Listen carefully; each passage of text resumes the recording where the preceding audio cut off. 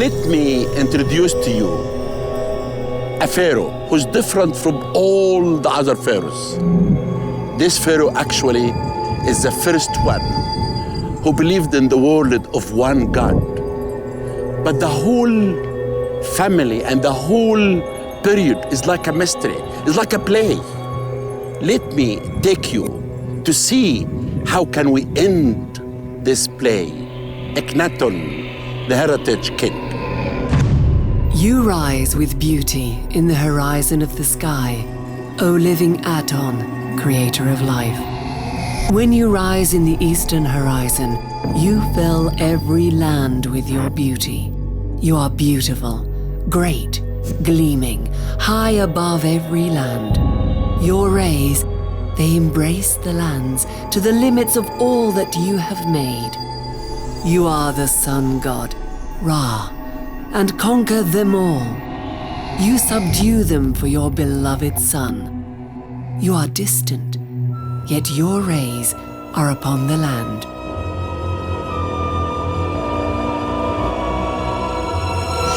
Aton, the sun disk, the god that for a short time in the history of ancient Egypt replaced Amun-Ra and all the other traditional gods. Akhenaton, the priest of Aton, the only person allowed to worship him, one of the most controversial figures of Egyptian history. The heretic pharaoh who excommunicated the entire Theban priesthood and moved the capital to the heart of the country. The pharaoh who married the most beautiful woman of ancient times, Nefertiti. His life and that of his family, the Lost Dynasty of Amarna, are shrouded in mystery. Upon Akhenaton's death, his name was removed from monuments, cartouches and statues, and his city dismantled stone by stone. His mummy was removed from the royal tomb and taken far from the new capital. But where to? And why? This is one of the mysterious tombs in the Valley of the Kings. KV 55, Kings Valley number 55. Actually, it is very strange. No one really can tell you the story of this tomb. Why this tomb was built? What has been found in this tomb? It's like a mysterious film. Something that you hear about, but you never know the real story. But I will tell you what's happened. This tomb actually, no inscriptions. When you enter in this tomb, it has 22 stairs. And now you see this chamber, no scenes, no inscription, as if it was cut especially for something. And I will tell you about this something. First of all, when this tomb was found in 1907 by Davis, he found many strange things scattered in this place. Theodore Davies found panels of gold-plated wood on the floor of the tomb. Others leaned abandoned against a wall. One showed a very damaged portrait of Akhenaton adoring the sun disk and bore the name of Queen T. And in a corner, 4 canopic jars were found containing the organs of a mummy. All these objects actually tell us something about Amarna. But why all the scattered are here? But between them, a very important coffin was found. It's a beautiful coffin. And this coffin was moved to Cairo Museum. A splendid sarcophagus, decorated with thousands of pieces of gold paste and semi-precious stones. A multicolored inlay in the shape of a bird's wings unfolded, granting protection. The funerary mask had been partially removed, and the cartouche that should have borne the pharaoh's name had been entirely obliterated. But this coffin, inside it, found a skeleton, a mysterious one. That some people actually believe that this skeleton was first, they said, for Queen T. But after that they studied and they found out that actually, no, it's not for a woman. it's for a man. And I thought this could be for Akhenaton.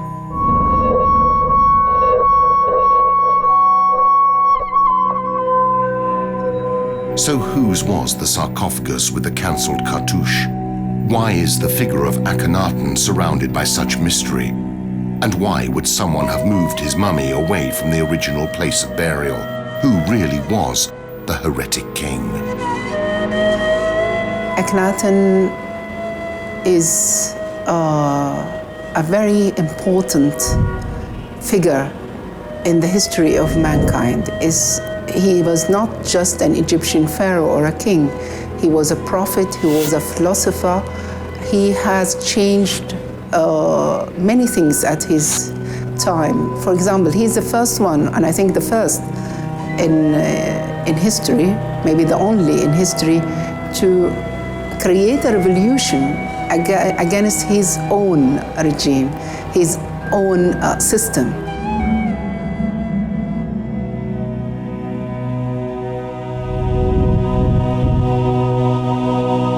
I really believe that Akhenaton is the one that we should be remembered, because when he became a king, in his time, he announced the idea of the one God, the worship of one God known in ancient Egypt before. But Akhenaton made it clear the power behind the sun called Aten, and this is one God.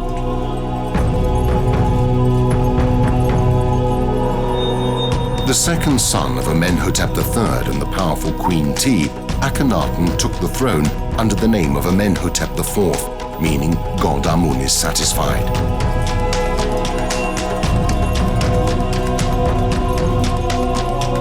Amun-Ra, the Theban sun god, was extremely important during the New Kingdom, the golden age of ancient Egypt, and particularly with the 18th dynasty.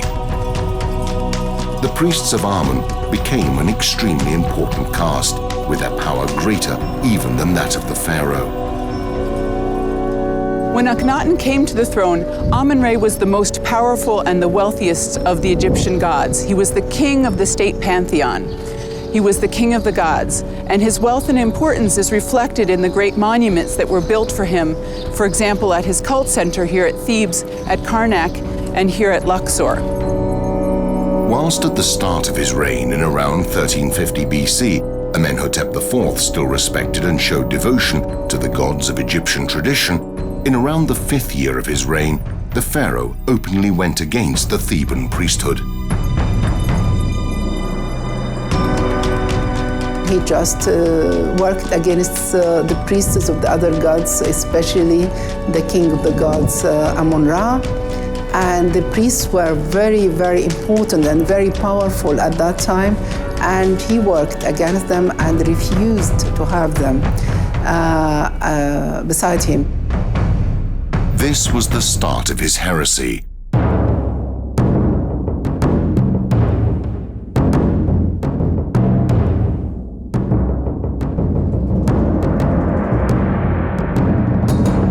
The pharaoh replaced the cult of Amun and the other gods with the cult of a single god, Aton, the sun disk. And he changed his name to Akhenaton, the creative promulgation of Aton. Akhenaton believed in the one God, which is the God behind the solar disk, or behind the solar power. And he just lived, he wanted to live in peace. We have wonderful hymns from his time. We can read what he is, how he worshipped his God, and the texts are very unusual because for the first time he is talking about the God who created all nations. O sole God, like whom there is no other, thou didst create the world according to thy desire, whilst thou wert alone. All men, cattle, and wild beasts, whatever is on earth and what is on high.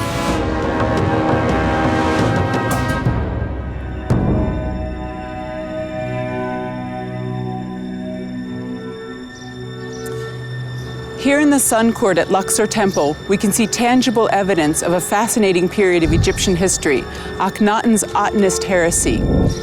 At the top of the column, diagonally behind me, we can see a cartouche that contains one of the 5 names of Amenhotep III, Akhenaton's father and predecessor. You can see in this cartouche, which reads Neb-Maat-Re, beloved of Amen-Re, that the hieroglyphs for Amen, a reed leaf, a game board, and a ripple of water, have been deliberately hacked away on the orders of Akhenaton himself.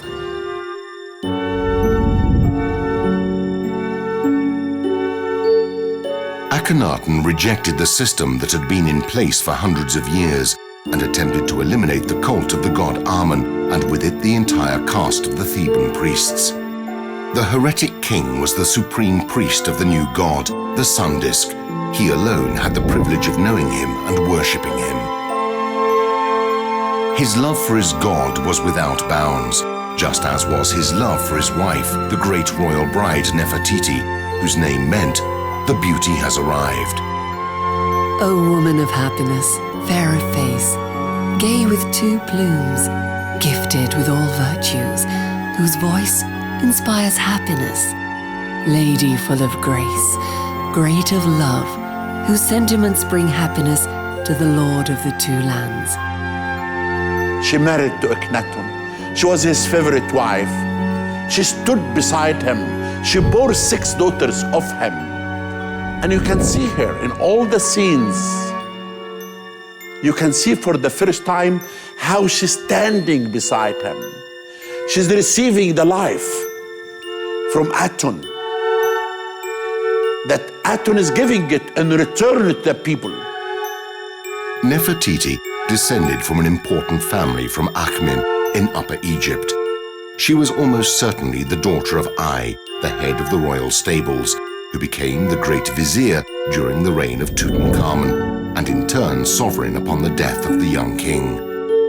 Nefertiti played an important part in political life, so much so as to always be portrayed together with her husband in official ceremonies, even in military settings. Nefertiti had the same position, and she was actually the one who was ruling. Akhenaton devoted himself for his religion, and the actual ruler was Nefertiti. But whilst Nefertiti could address the god directly with offers, only the king could know him personally.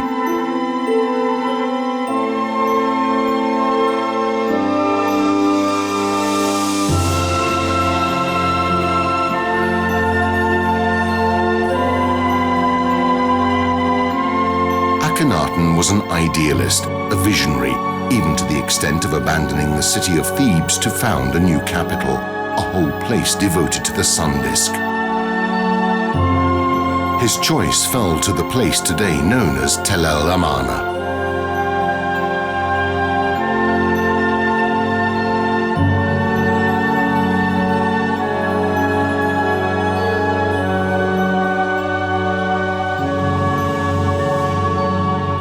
He changed the capital, established the first designed capital in the ancient world, and he has chosen a place exactly between in the middle between Luxor or Thebes and Memphis, the old capital, and the classical capital, Thebes.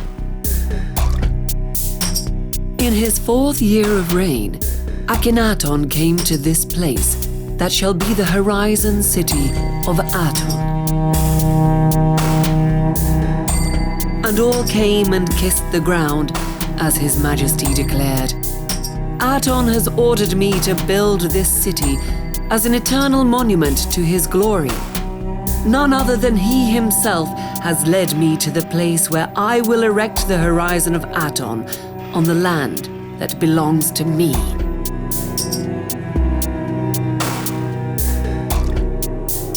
I'm walking through the ruins of the North Palace, which is a part of Akhenaton's city. We use the word city, but it's not part of Akhenaton's own language.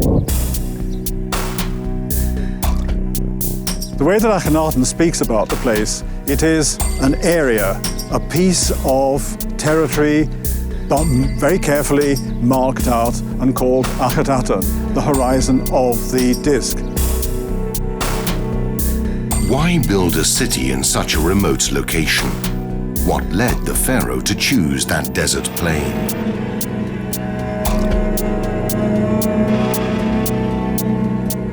But in his words, it's the Aten itself which chooses this place. It is an essential part of his vision to provide properly for the Aten, that it has its own special place that has never before belonged to another god, a king, a person. And it's the Aten that chooses and presumably brings him here.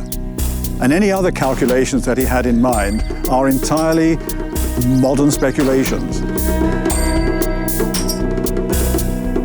To the east of the Nile, O Aton, my father, in the place you have chosen will I build your capital.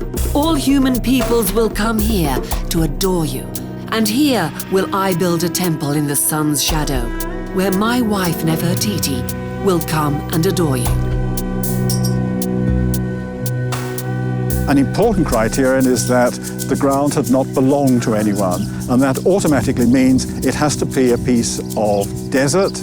He was attracted to the eastern side of the Nile Valley as the place of sunrise, and he was probably influenced by topography which had sharply delineated valleys on the east side where the sun could rise and so mimic the hieroglyph for horizon, which shows two hills and a valley and the sun appearing between them, above the valley.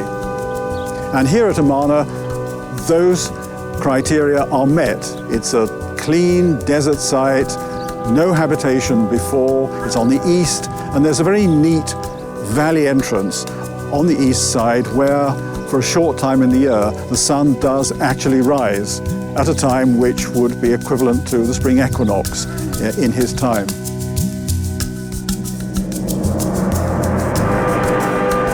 The city took just a few years to build. Akhenaton was in a rush to see his dream come true and used all his resources. The stone parts of the city were built in a new way. One element of that was, first of all, to lay out where the building is going to go, a great sheet of brilliant white gypsum, which is mixed with stone chippings to make it really firm. And it's treated like a drawing board, but on a one-to-one scale. The outlines of the walls, the intended walls, are laid out in cubit lengths. A cubit is about 52 centimeters, so one wall will be so many cubits long. And this is to match the work that's going on in the quarries, where, for the first time really, all of the stone blocks are cut to the same size, a cubit length. And they're brought and laid down easily in the lines that have been laid out on the gypsum foundation. This must have helped unfamiliar builders, new builders, work who perhaps haven't had much experience before. Now, in modern times, these blocks that are 1 cubit long have been called talatat blocks. It's a word that is derived from the modern Arabic word for 3, talata, and it seems that it represents the measuring of one of these blocks by hand using the span of your fingers. 1, 2, 3. 3 hand spans, talata, gives you talatat.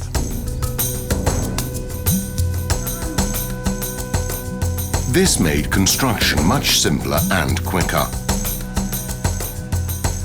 They were greatly embellished in the new, innovative, unique Amarna artistic style.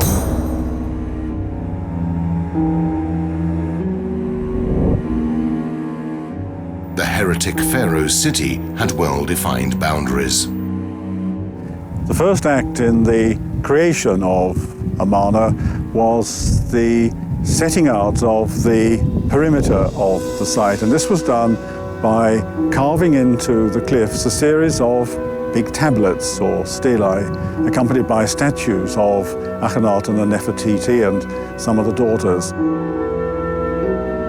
The stela showed a sort of design of the city, listing the projects that Akhenaton intended to develop.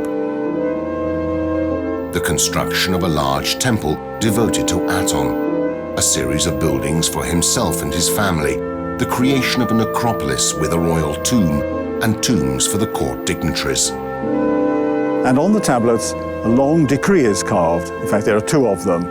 The first was done in the king's 5th year, and then a second decree was carved on the first anniversary in the 6th year. And they reveal some of Akhenaton's thinking. They're written in the first person. The first set of stelae tell us how the Aten chose the place for himself and for Akhenaton, and how important it was that it was a piece of land that had not been used before, had not belonged to anybody before. The great sun temple devoted to Aten formed the true heart of the new capital. In order to understand Akhenaton, you need to study not only the written sources, but also to appreciate the extent to which his own vision, which we see as a religious vision, needed the site itself, the place, the piece of sacred territory that was dedicated to the Aten.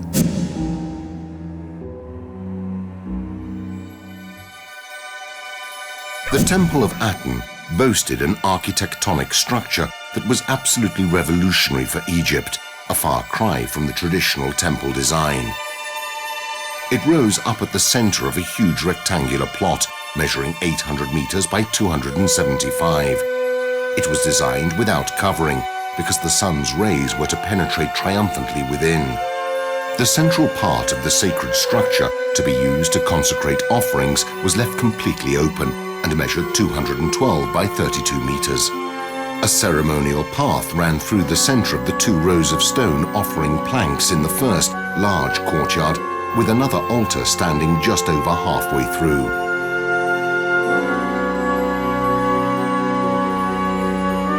The temple was a sequence of open courtyards packed with offering tables.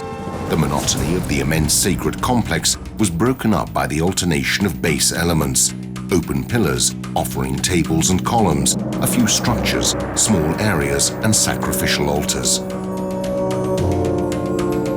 Unlike that of Amun in Karnak, the Great Temple was not a separate independent world, but rather an integral part of a city entirely devoted to the sun disk. The royal family seem to have had several buildings to which we can give the name palace. In the center of the city, opposite the Aten temples, there was an enormous stone building that in modern times is called the Great Palace. It's a place for ceremonies. It's a very formal place. And in addition to that, there are at least 3 palaces made from mud brick. And in addition to the buildings that we call palaces, each of the royal women had a separate enclosure, seemingly located out in the desert. It contained gardens, little shrines, pavilions, small places for accommodation. And these seem to have been places of retreat and relaxation, of privacy, where you could enjoy a parkland setting with reminders of the cult of the Aten. Magnificent residences, richly decorated, luxurious gardens, buildings to be used for free time and relaxation. Akhenaton was an innovative city for the times in which it stood. The first designed capital of the ancient world. A happy little island, destined, however, like all utopias, to a short life and to a tragic end.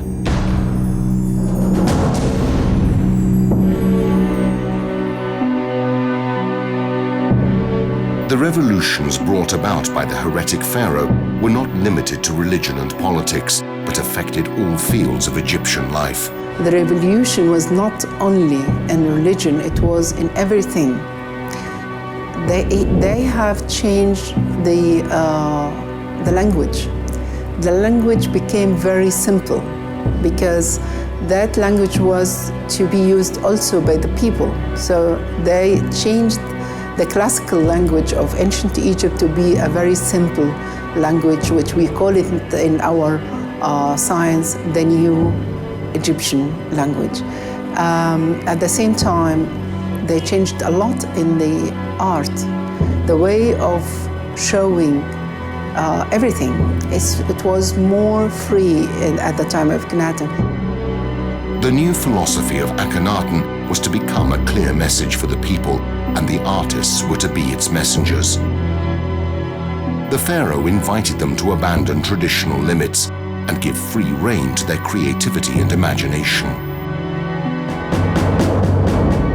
عشان يعمل التغيير الفني في النسب Artistic objects underwent change as well. Human characteristics and feelings were given ever greater importance, but the proportions and artistic canons were no longer similar to those of the past. Akhenaton gave the court sculptors Beg and Tutmosis the job and responsibility of artistically changing the proportions, forms and shapes. Tutmosis set up a workshop in the area of Tel al-Amarna, where plastic heads, rough drawings on stone tablets, and unusually proportioned busts of the king have been found. Some of these show the king with a very prominent chin, and others with a much shorter chin. Everything was revolutionized. The proportions of the body, the expression of the faces. The art was to reflect the break away from the ancient traditions of Egypt.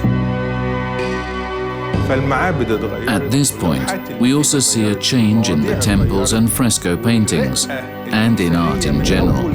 Styles become more human, with more refined features. Note the delicacy of the king's fingers as he touches the sun's rays during worship.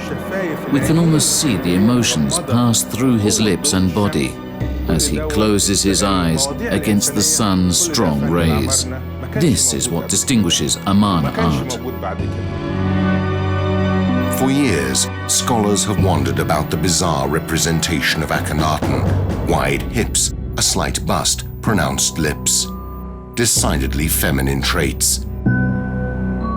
The discovery of the two huge statues found in Karnak has led to all sorts of theories.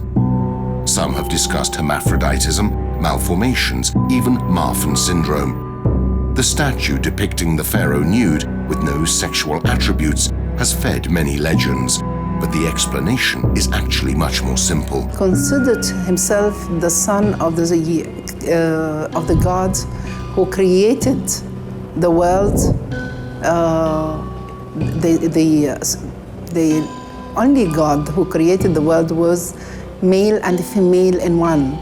And because he is part of this God, he also, he has the same. He is male and female. In order to portray the religious concepts contained in Akhenaton's hymn, which declared, "You are the mother and the father of everything created, and you, in your compassion, are mother or father," the artist had to modify the physical appearance of the statue to represent the sovereign as both maternal and paternal. The heads of the pharaoh and his family are also portrayed in an unusual way. The large head may represent childhood, purity, or even more. There was some debate about why the sovereigns, queens, and daughters' heads are portrayed as they are. And although some put it down to physical deformity or illness that probably affected the royal family, it was actually part of a whole new art form. For the first time, the pharaoh was depicted in the intimacy of family life. We can see him acting affectionately towards Nefertiti as he plays with his daughters. But the most surprising images, and those which most break away from past traditions, are hidden in the necropolis of Amarna, shown on the walls of the royal tomb.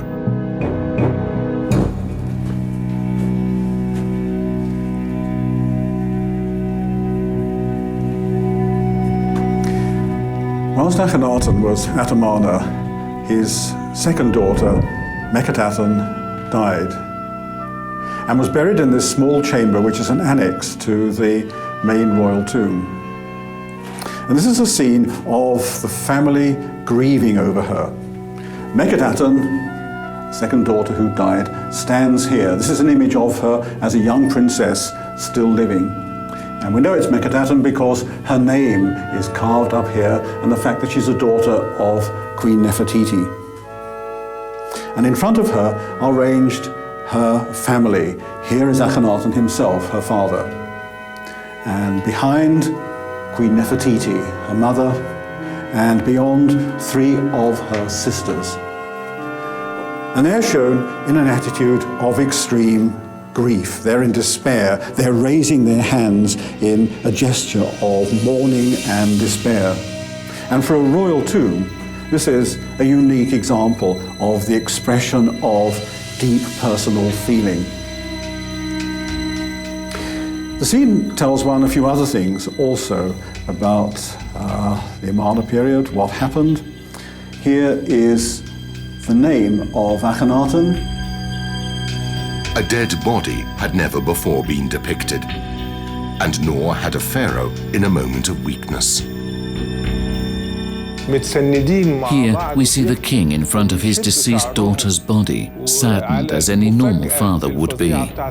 We see the girl's body lying on her bed, her family gathered round, crying and pulling at their hair as a sign of the great suffering endured for this tragic death. We see Akhenaton holding Nefertiti's wrist in an attempt to comfort her for the loss of a child. These details are a true revolution in Amarna art. Akhenaton is no longer the pharaoh, the supreme god, but is a human being, suffering for the death of a daughter that just a short while ago he was able to hold and comfort, a man as many others.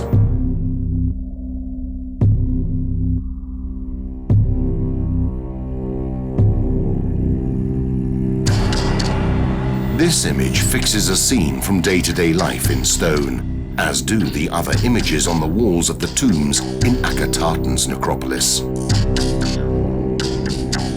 The tombs of the Heretic Pharaoh's city are significantly innovative as compared with those of the Valley of the Kings, where the other pharaohs of the New Kingdom were buried. In the Valley of the Kings, the tomb walls were decorated with scenes from the sacred books of ancient Egypt, representations of the journey that the deceased would make in the afterlife and of the trials he would overcome to reach the fields of the blessed.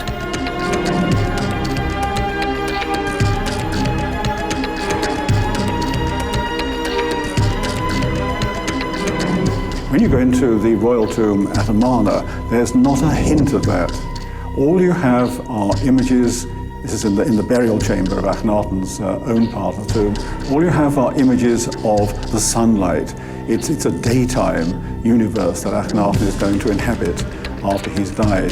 There's nothing on the walls except pictures of the Aten and the king and queen. The Egyptians placed the kingdom of the dead to the west, where the sun sets. As such, the huge necropolis of the Valley of the Kings is on the west bank of the Nile. The tombs of Amarna, instead, were dug out of the mountains to the east of the city. The size of the royal tomb, designed for the burial of Akhenaton and his family, is truly exceptional.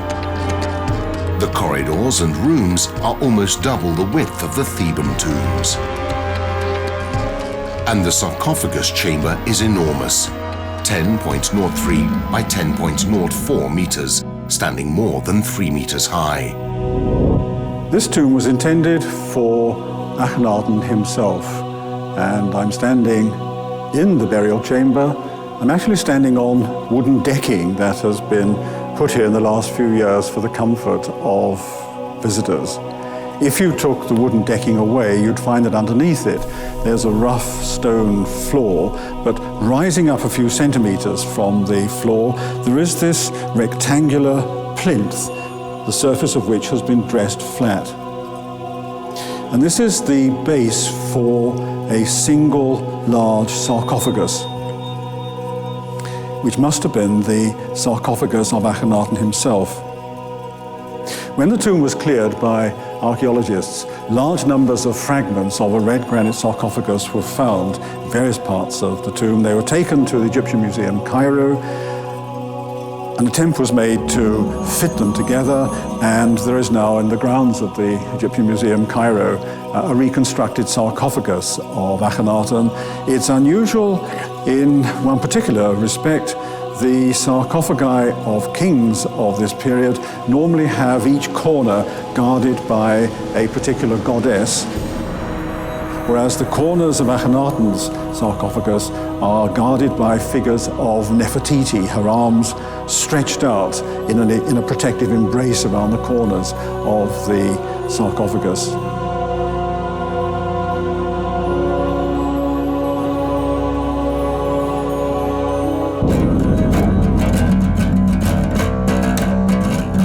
Halfway down the corridor, on the right-hand side, a range of long, narrow rooms that were not completed opens up.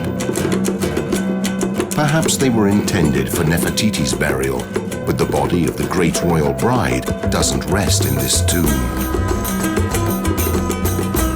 Near the second stairway, there is another area, the last resting place of Akhenaton's second daughter, Nefertiti.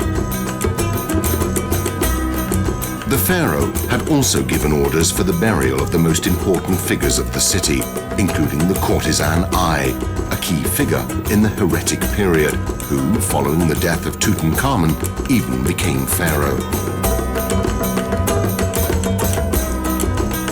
Other dignitaries, such as the vizier, almost certainly continued to live in Memphis, which remained an important administrative center, and were buried at Saqqara. A discovery that took place at the start of 2007 in the Saqqara necropolis confirmed this. The beautiful tomb of a high dignitary of the court of Akhenaton, Ptahemwi, the pharaoh's seal-bearer. The importance of the person is seen in the magnificence of the burial, decorated with bas-reliefs showing monkeys eating fruit and the seal-bearer receiving offerings. Akhenaton lived in his city with Nefertiti and his family, concentrated in the cult of his god in a sort of golden isolation, letting his political tasks slide over time as the boundaries of Egypt were threatened by neighboring populations. Relations between Egypt and its neighbors are known to us thanks to an exceptional discovery that took place towards the end of the 19th century, the so-called Amarna letters.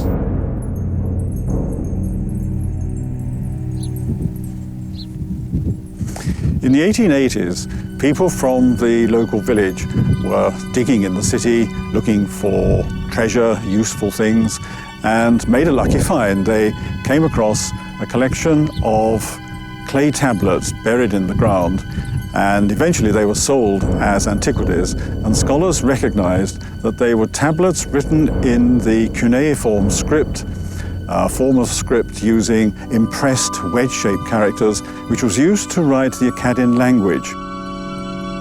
These clay tablets were commonly used for diplomatic correspondence at the time. They are of great historic value because, differently from the texts found in the Egyptian tombs or temples, they provide a true picture of the Egyptian civilization of the times. They paint a rather surprising picture of the Egyptian empire.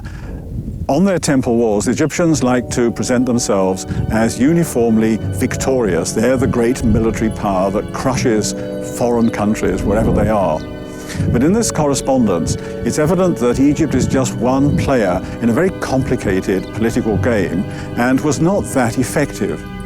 And it's evident that the Egyptian empire was not an enormously strong one. And at this time, the principal state beyond the borders of the Egyptian Empire was the kingdom of Hatti, the Hittite kingdom.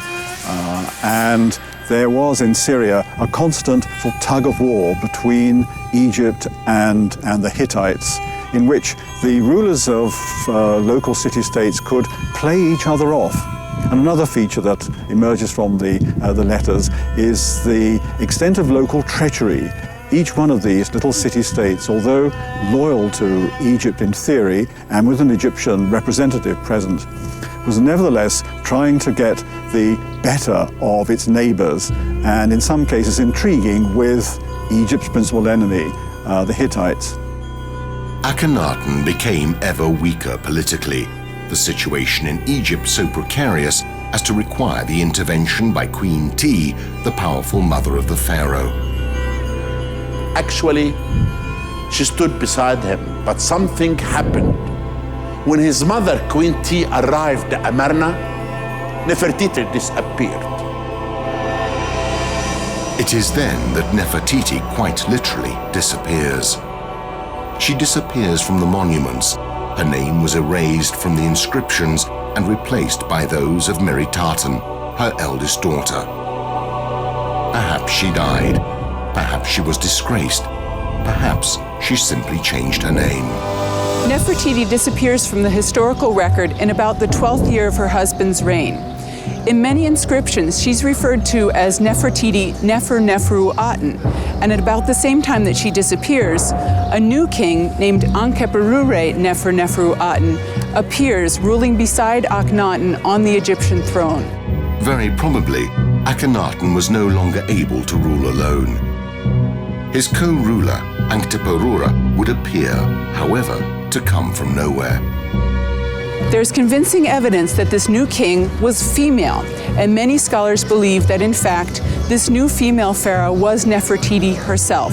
Excavations over a very long period of time at Amarna have shown that there are 3 royal names recorded in that way. One, of course, is Akhenaton, but they're not the commonest. The 2 commonest are for Ankheperure and Nefertiti, who is Tutankhamun. And that implies that to the people who lived here after Akhenaton's death, there were 2 coronations. One for this king, Ankheperure, who is Smenkhkare, and the second for Tutankhamun. Nefertiti, or Tutankhamun, the child pharaoh, husband of Ankhesenamun, Akhenaton's daughter, was, for some scholars, the son of the pharaoh himself and a concubine. He was not, however, the direct successor of the heretic pharaoh and the co-ruler, Ankheperure. Between them, a different person with unclear origins made his entrance when the heretic pharaoh died, Smenkhkare. Some Egyptologists believe him to be Tutankhamun's brother, others Nefertiti once again, reigning for a few years with a male name, taking the daughter Meritatan as royal bride.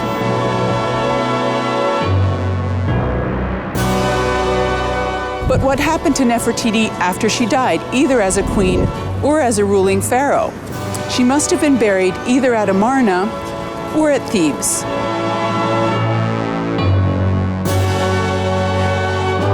The most beautiful woman of ancient times does not rest in the royal tomb of Amarna. Her body has probably been moved, perhaps to the Theban necropolis. There are 2 female mummies, anonymous, found in the tomb of Amenhotep II, along with a number of New Kingdom pharaohs. And both of these female mummies have been identified as possible Nefertitis. Of these, the most likely is the one called the Elder Lady. She was about the right age when she died, maybe around 40, 45. And she has some queenly attributes, and it's a nice match. However, she has been more convincingly identified as T, Nefertiti's mother-in-law. This leaves the younger lady, but the problem with the younger lady is that, as a recent CT scan shows, she was really too young to have been Nefertiti when she died. With the death of Nefertiti and Akhenaton, the splendid capital Akhetaten was abandoned. and the period of Amarna heresy obliterated from history. The cult of the god Amen was restored, and the Theban priests returned to power. The name of the heretic pharaoh was cancelled from monuments and inscriptions in an attempt to remove the very memory of him. And the pharaoh's body, buried in the royal tomb, was moved from his eternal resting place. Some scholars believe that it was Tutankhamun himself who took him silently to the Valley of the Kings. In the Valley of the Kings, one of the tombs, it's numbered 55, so it's KV 55. One of the tombs, which was discovered early in the 20th century, seems to be linked very closely to Amarna, the Amarna period. It contained a mixture of items of burial equipment from different persons and a wooden coffin which had been quite elaborately decorated with inlaid glass and gold bands, which contained the remains of a mummy reduced to little more than a skeleton. Originally, the gold bands had contained the name and titles of a person, but these had been methodically cut out. And so the identity of the person resting in there finally isn't directly known. That skeleton may also belong to Akhenaton. It's mysterious. It's something that we have to reveal the mystery of this tomb because of all these objects. And this is why I'm personally interested now in this Amarna period, because of science that we have. We can use science in archaeology to reveal for the first time the owner of this tomb. We really believe that at the death of Akhenaton, some loyal people to Akhenaton moved all these objects and they threw it here. And the coffin from the tomb, before people could make destruction of the coffin, and they brought it here. But the answer will be soon, that all of you will be hearing for the first time that we will reveal the members of the family of Tutankhamun, and will reveal for the first time the mystery of KV 55. The Lost Dynasty of Amarna has been shrouded in mystery for more than 3,000 years. Many questions have remained unanswered. The heretic pharaoh has yet to find peace. I will breathe the sweet air that comes from your mouth. My prayer is to contemplate your beauty every day, to hear your sweet voice every day, and have a young, vital body, thanks to your love, to have you reach out your hands that provide nourishment, and to receive it and live thanks to this, to hear you utter my name forever, and it be forever on your lips.